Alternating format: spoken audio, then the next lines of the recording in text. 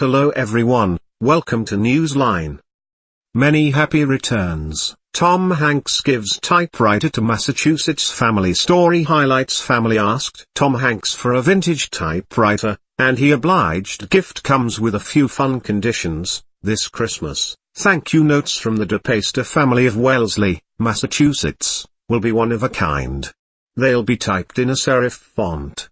The ink will be a bit uneven, and a bold X or two might appear over any typo before the paper is pulled from the platen cylinder of late 60s Olympia Deluxe, a gift from actor, director and typewriter aficionado Tom Hanks.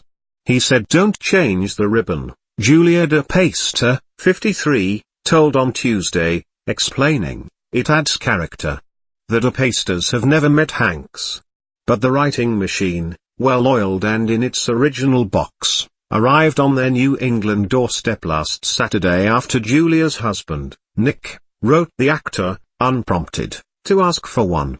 The DePasters, along with their 12 and 16-year-old sons, had just gone to see California Typewriter, a documentary about artists and writers who continue to work with the largely obsolete machines. Thanks for watching video, subscribe our channel for latest news.